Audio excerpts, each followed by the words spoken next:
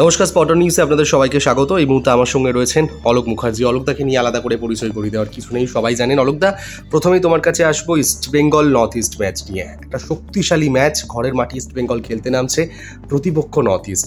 North ইস্টের দুজনে কাটা, একটা হচ্ছে কি জিতিন এমএস, আর হচ্ছে কি যিনি এখন ফুটবল মহলে আলাদিন নামে পরিচিত, হাইয়েস্ট স্কোরার এখনো পর্যন্ত আইএসএল এর। দুজন দুই উইং থেকে অপারেট করে, মাঝে মাঝে মানে পুরো মাঠ জুড়িয়ে তো প্রায় 14-15টা গোলও করে দেয় একদম। মানে উইং প্লেটা খুবই ভালো। নর্থ ইস্ট খুবই ভালো টিম, এবং ইস্টবেঙ্গলের এই ম্যাচটা ইস্টবেঙ্গলের, আমি আশা করি ইস্টবেঙ্গল নিজের মাঠে খেলবে এই ম্যাচটা, কারণ ইস্টবেঙ্গল টিমটা যে অবস্থায় ছিল তার চেয়ে কিছুটা ভালো অবস্থায় আছে, কারণ এশিয়া কাপে ওরা কোয়ালিফাই করে গেছে, একটা মনের জোর এসছে, এবং আগের ম্যাচটা আইএসএলের আগের ম্যাচটা ড্র করেছে, একটা পয়েন্ট পেয়েছে। এই ম্যাচটা আমি বলবো ইস্টবেঙ্গলের টার্নিং পয়েন্ট, মানে আইএসএলের ভালো জায়গায় যদি যেতে পারে। এখনও অনেক ম্যাচ বাকি আছে, সুতরাং এই ম্যাচটা ইস্টবেঙ্গলকে by hook and by crook জিততেই হবে, ঘুরে দাঁড়ানোর ম্যাচ, জিততেই হবে। সুতরাং এই ইস্টবেঙ্গল টিম, আমার মনে হয় এই ম্যাচটা ইস্টবেঙ্গল জার্সি পরে যারা খেলছে তাদের বোঝা উচিত যে এই জার্সির কত আভিজাত্য আছে, এই জার্সি পরে কারা খেলেছে, সেই জিনিসটা যদি ফিল করতে না পারে এই ম্যাচ।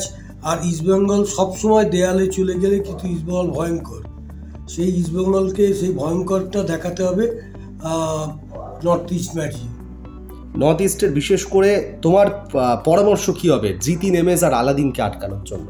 মানে এদের দুজনকে আটকে নিলে প্রায় 100%-র মধ্যে 80% কাজ প্রায় সেরে ফেলেছে, কারণ উইং প্লেটা খুবই ভালো, এবং ওই ছেলেটা প্রায় 14-15টা গোল করে ফেলেছে। ওই কি যেন নাম ওর, আলাদিন। মানে ছুঁই এখন 14-15টা অনেকগুলো গোলও করেছে, এবং ছেলেটা খুব ভালো পায়ে কাজও আছে, স্পিড আছে, স্পিডে অপারেট করে।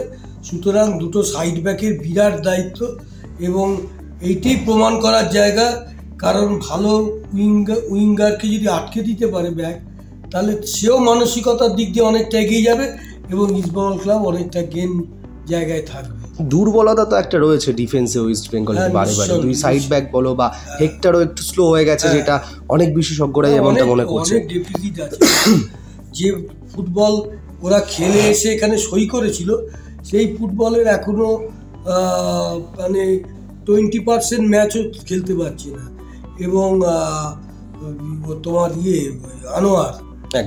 আনোয়ারের ওপর কিন্তু অনেকটা নির্ভর করছে, কারণ আনোয়ারের জায়গায় যদি আসতে পারে, আমার মনে হয় এই ম্যাচটা ইস্টবেঙ্গল ধরে রাখতে পারবে। হেক্টর চোট ছিল, তিনিও ফিট হয়ে গেছেন, আশা করি তিনিও প্রথম একাদশে হয়তো শুরু করছেন।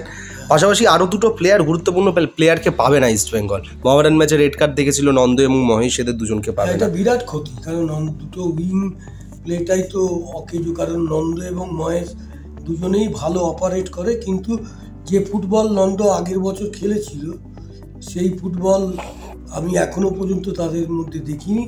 সুতরাং এই দুজন না খেলাটা ইস্টবেঙ্গলের নিঃসন্দেহে মানসিক দিক দিয়ে অনেকটাই পিছিয়ে থাকবে। কিন্তু এই যে কোচ এসছে, নতুন কোচ, সে কোচ কিন্তু নাছোড়বান্ধা মনোভাব একটা আছে, কারণ এই কোচই পারবে টিমটাকে উজ্জীবিত করতে।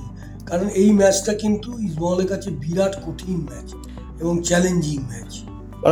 আমরা দেখেছি অলোকদা, যখন রাকিবের দিকটা, বিশেষ করে রাকিব যেদিকে খেলছে সেই দিকে আলাদিন বলে ছেলেটা কিন্তু শুধুমাত্র যে বাঁ দিক ডান দিক এমন না, অপারেট করে কখনো কখনো খেলে, এক জায়গায় খেলে না, জায়গা চেঞ্জ করে। কতটা বাড়তি দায়িত্ব নিতে হবে রাকিবকে বিশেষ করে?